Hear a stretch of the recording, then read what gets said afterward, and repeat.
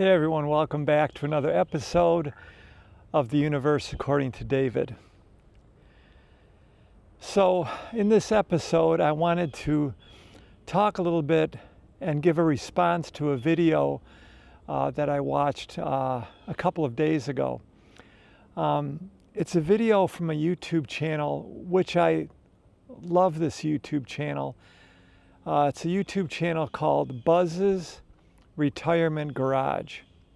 And Buzz, if you're watching this video, I do not mean any disrespect. In fact, I would love to become friends with you.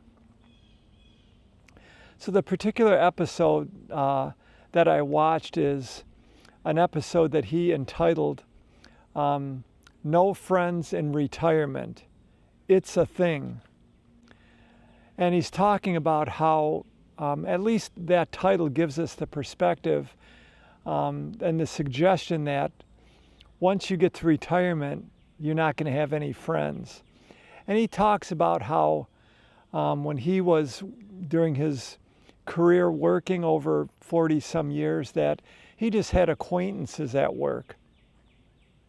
So he never, made good lasting friends when he was through work.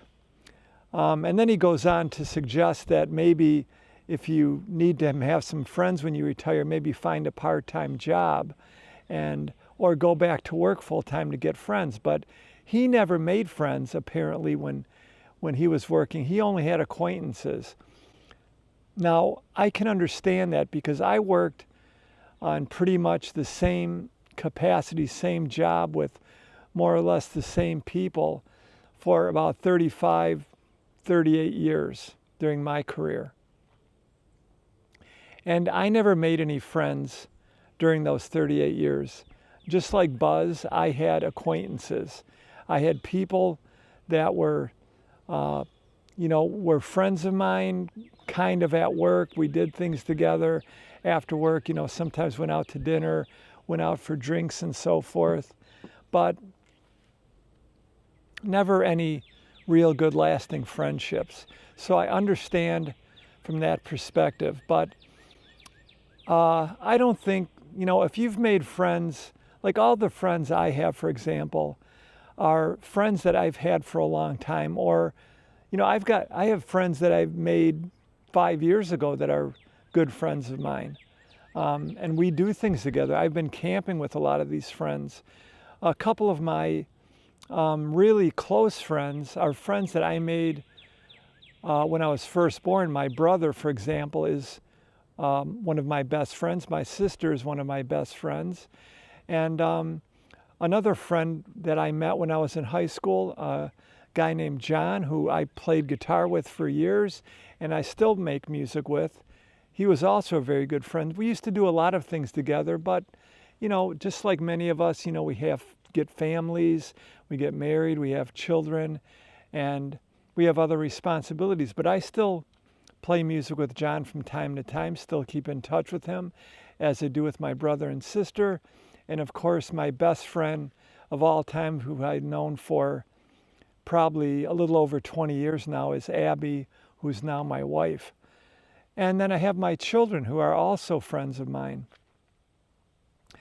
So, but I do have other friends besides that. I have friends that I've made as recently as 5 or 6 years ago.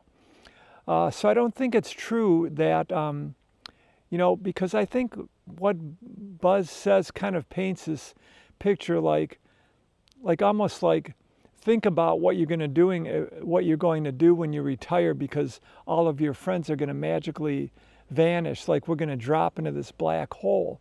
And I don't think that's necessarily true. If you're somebody that had friends or acquaintances through work, and that's the type of relationships you had in terms of friends, then yes, you're probably likely maybe not going to see them on a day-to-day basis. But if those people are really friends of yours, then they will keep in touch with you. Or more importantly, I think it's for us our responsibility to stay in touch with the friendships that we've made over the years. And you know what? The reality is that even when we retire, if you retire at 62, 65, 67, 70, whenever you're going to choose to retire, whenever that is, if that ever is, this doesn't mean that we can't still cultivate new friendships. I'm sure that there's a lot of people that cultivate really close friends, even in their 60s and 70s. I think that we should be very careful about thinking that we don't want to retire because we're going to lose all of our friends. It's our responsibility to go out and be social. Buzz did suggest that maybe you might want to get a part-time job. You could volunteer and have some social interaction that way. Please don't think that just because you decide to retire, that all of a sudden you're not going to have any friends. Don't let that idea alone be the guiding decision that you use when you decide to retire. Don't think that suddenly you're going to be alone and you're not going to have any friends anymore. Like I said, it's our responsibility to make our own friends and to keep those relationships going. If we retire and just become a hermit, then of course we're not going to have any friends. We can call people on the phone, we can get together with people for lunch and do a lot of other activities, So that's just what I wanted to say today. Again, Buzz, if you're listening to me, please feel free to reach out. You can reach out in a comment. Perhaps we can get together. I'm not sure where you live. If you live in Michigan, it'd be easier for us to get together. But, there's nothing wrong with us getting to know each other through Zoom or some other streaming platform and get to know each other. I suspect that we're more similar than we are dissimilar, just from watching your videos. I think we have some of the same values and beliefs and things like that. But I just wanted to address that just from what I listened to Buzz saying. But I understand his perspective.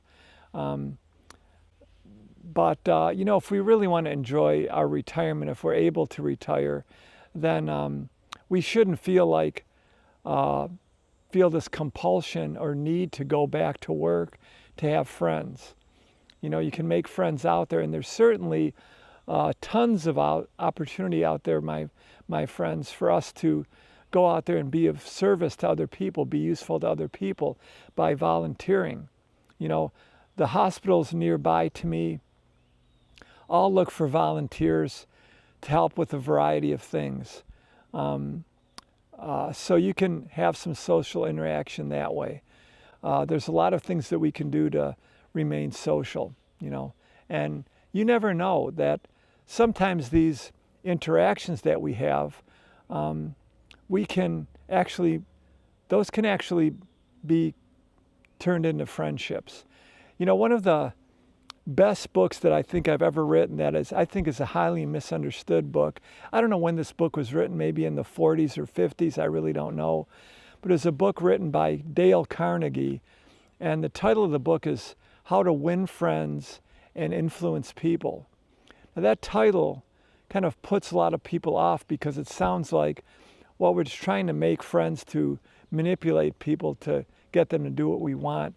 But the basis of what Dale Carnegie was teaching in that book was how you make friends is by being interested in other people and not just talking about ourselves. Dale Carnegie suggests that we cultivate this idea of listening to what other people are saying and getting to really know them by listening to what they're talking about and asking questions like, trying to find out what their interests are, what their likes are, what they like to do, who they are interested in being.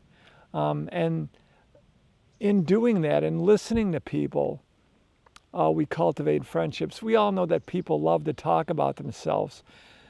So if we just meet somebody and we just talk and talk and talk about ourselves, then we never learn anything about another person. And if we do that, that relationship, whatever you're going to cultivate, is going to be very lopsided. You know, any of us that have good, close friendships with other people, like lifelong friendships, or the possibility of lifelong friendships, we know a lot about those people. You know, we know what they like, we know what foods they like, we know a lot of their experiences. So that's another way that you can cultivate friendships, even in retirement years. We just have to ask the questions and try to listen to their experiences. What have they done during their life? What experiences that they've had? So you can ask those questions. You can get to learn a lot about other people like this. And, you know, even if we're very different and those don't turn out to be good, close friendships, we might get a different perspective on people. So anyway, my friends, thank you for joining. Please check out Buzz's Retirement Garage. Another great, smaller YouTube channel is Otter's Retirement Corner. Very nice man, just as Buzz is. Those are two great channels. And I do hope to do more videos about retirement as well. But I like to have a variety of content, as you all know. So stay tuned. Please like and subscribe if you're interested in this type of content.